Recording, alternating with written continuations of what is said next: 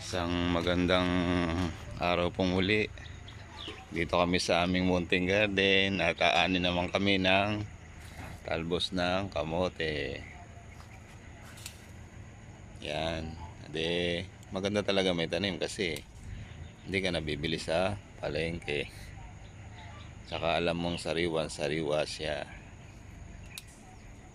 Yan, umaani ang aking darling.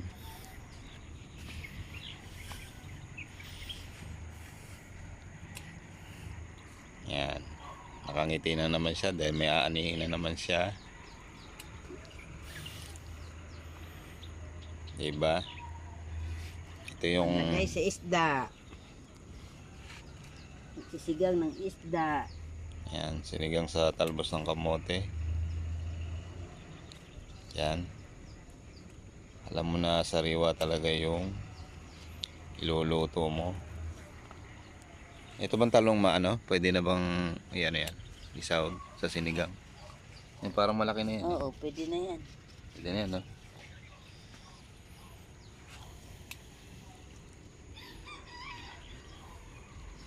Eh dito ano pa oh. Pero marami siyang bunga kaso hindi pa siya pwedeng ano. Hindi pa siya pwedeng isaw. Ito ang haba niya oh. Ang haba niya pero maliit. Tanggalin mo kayo damo na yan. Tanggal ko na mo. Sitaw kay ilang piraso kaya bahaba naman. Oo nga no. Dapat yan ano na lang. Dibiniin ko kaya yan. Ha? Dibiniin ko na lang. Marami naman ano. Oh, may naman yung unang ganyan, yung unang bini, yung mahaba.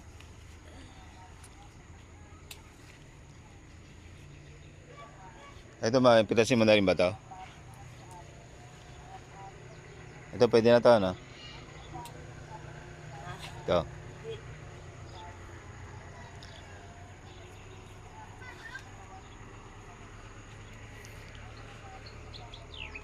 Yan. Ayan, marami-rami siya oh. Hindi lang 20 pesos yan.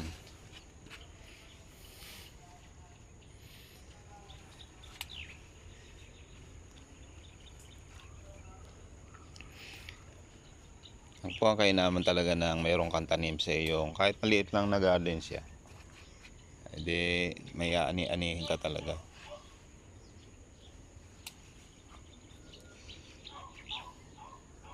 Oh, ha? Di ba? Yung doon sa kabila ma.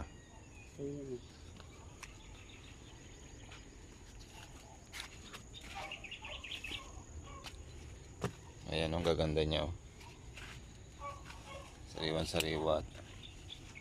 Yan, napaka na yata yung kabila na yun. Oh. Na ulam.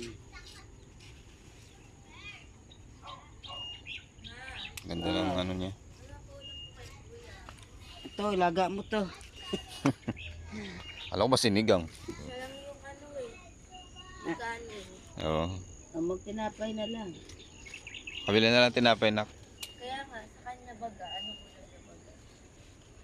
Sa pirasong itlog. Tapos may kalabasa rin ako dito. Ayan. Tsaka doon sa kabila. Kaya na to. Okay na yan? Kaya na to. O diba? Meron kaming naane. Yan ang aking bulinggit. Ano, nakashoot, pakita mo to.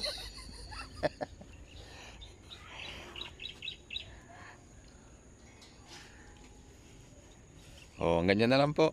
Bye-bye na. Ito yung aking garden. Talagang maaasahan. Kahit kaunti-unti.